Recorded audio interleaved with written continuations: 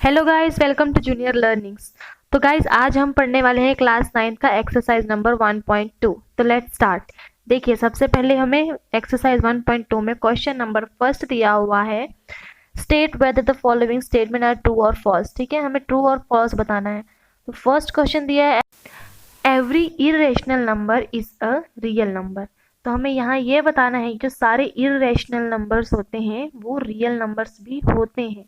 तो सबसे पहले तो हम ये देखेंगे कि इरेशनल नंबर्स होते क्या हैं। तो सबसे पहले इसके लिए देखें कि रैशनल नंबर्स क्या क्या होते हैं। रैशनल नंबर्स हमारे पास क्या क्या होते हैं, जो डेसिमल के फॉर्म में होते हैं और पी बाई क्यू के फॉर्म में होते हैं, राइट।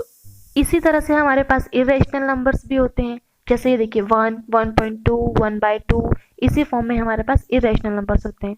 तो अब देखते हैं हम कि रियल नंबर्स क्या होते हैं। देखिए जैसे ये हो गया 1, 0, 2, 1/2, 1.5, √3। मतलब रियल नंबर्स में हमारे पास सारे नंबर इंक्लूड होते हैं। जैसे 1 नॉर्मल नंबर, रियल नंबर में नेचुरल नंबर्स हो गए सारे 1, 0, 2, 1/2, रूट के फॉर्म में हो या डेसिमल के फॉर्म में हो। तो ये स्टेटमेंट हमारा ट्रू होगा। क्यों? क्योंकि रियल नंबर्स में सारे नंबर्स होते हैं, तो ऑब्वियसली इरेशनल नंबर भी होगा। So that because real number contains every irrational and rational number, so this statement is true, right.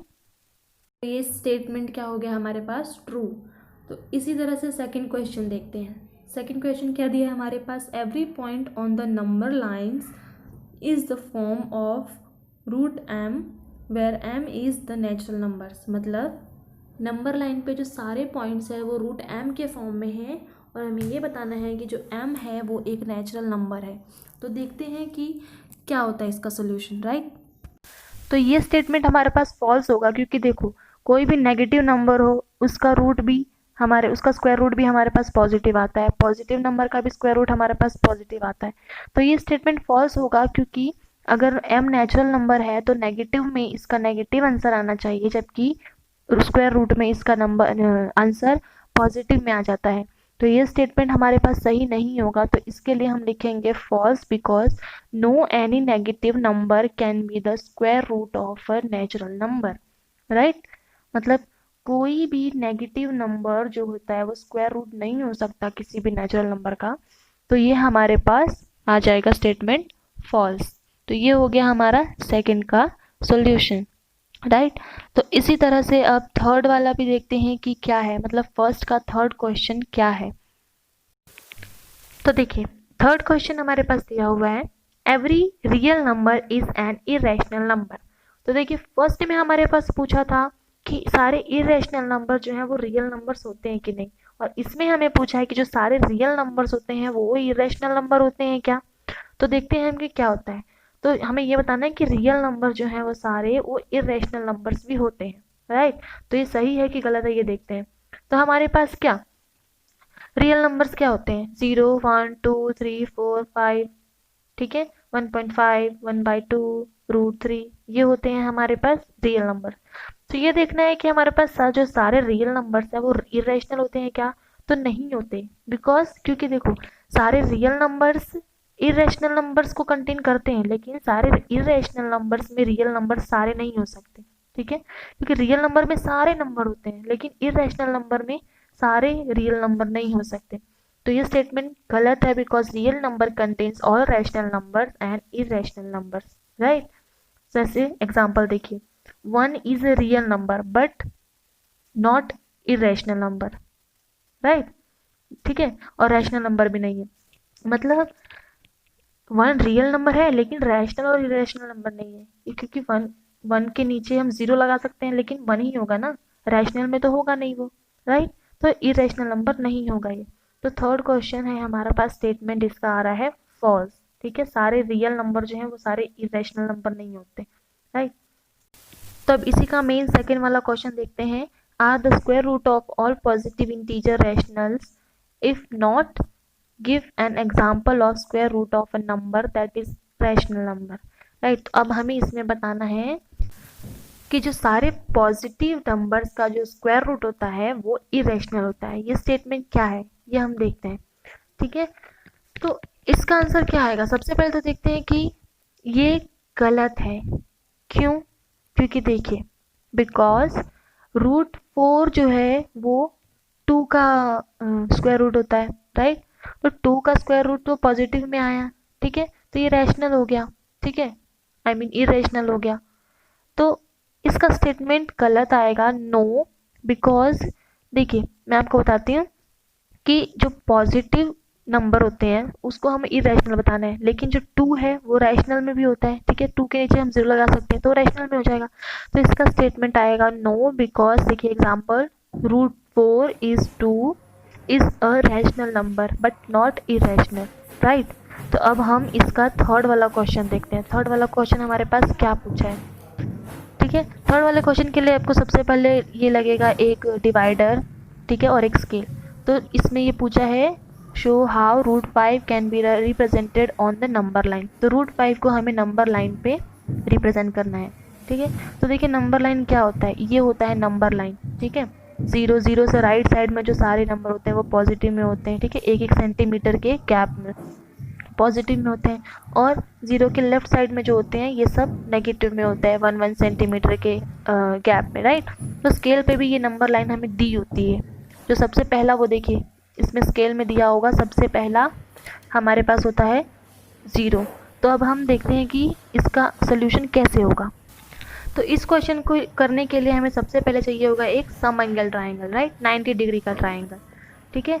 तो 90 डिग्री के ट्राइंगल के जस्ट सामने वाला जो एज होता है उसको बोलते हैं हम हाइपोटेनियस, नीचे वाला जो होता है उसको बोलते हैं बेस, और जो इधर राइट से मतलब परपेंडिकुलर रहता है उसको बोलते हैं हम परपेंडिकुलर। तो इस क्वेश्चन को सॉल्व करने के लिए हमें चाहिए होगा पाइथागोरस थ्योरम, राइट। तो पाइथागोरस थ्योरम आपने पहले भी पढ़ा होगा। तो पाइथागोरस थ्योरम क्या बोलती है ये देखिए। पाइथागोरस थ्योरम कहती है कि हाइपोटेनियस का स्क्वायर जो है वो बेस और परपेंडिकुलर के स्क्वायर के सम के इक्वल होता है, राइट। तो अब हम इस स्क्वायर को राइट साइड में ले आते हैं तो ये जो बेस और परपेंडिकुलर का जो सम है उसके अंडर में आ जाता है, मतलब स्क्वायर रूट में आ जाता है, राइट। तो अब हम ये देखते हैं कि इसको डिवाइड कैसे करना है। ये जो रूट 5 दिया हुआ है हमें, इसको हमें इस तरह से डिवाइड करना है कि परपेंडिकुलर और बेस मिल जाए हमें, राइट, ठीक है।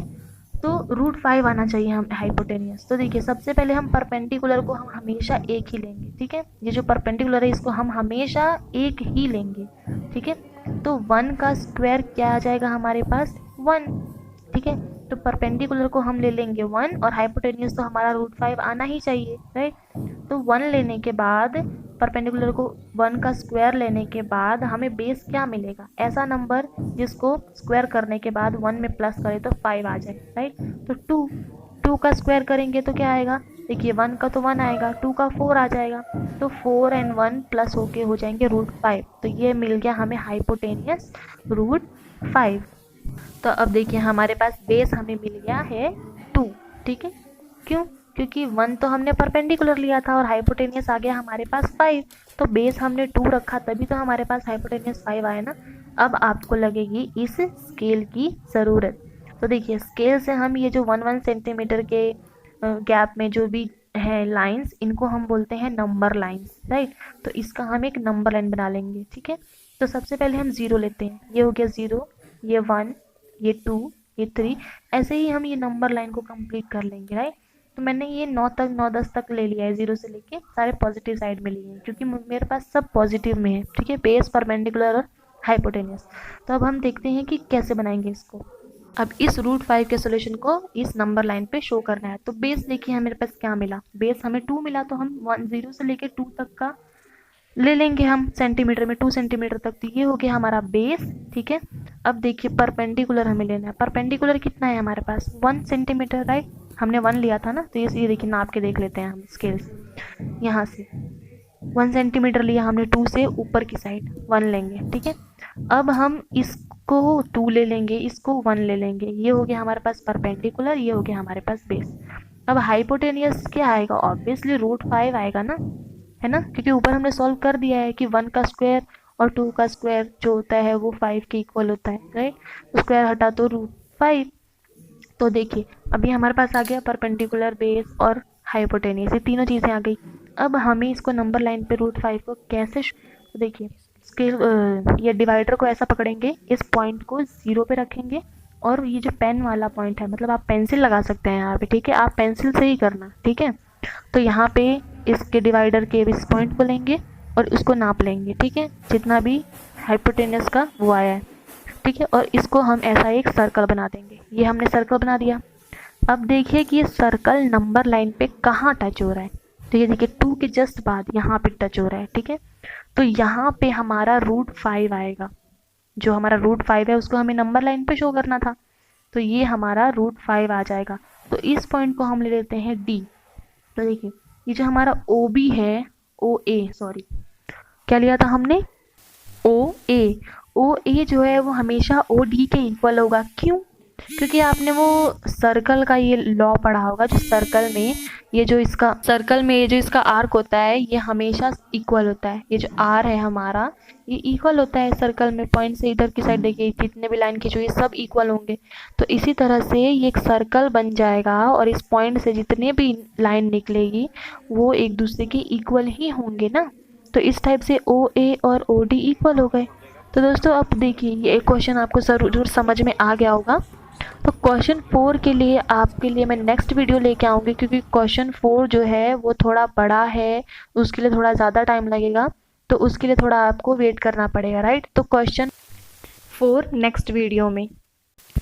So stay with junior learnings, और इसी के साथ चैनल को सब्सक्राइब कर दे, लाइक भी कर दे और शेयर भी कर दे, और बने रहिए जूनियर लर्निंग के साथ। Thank you so much.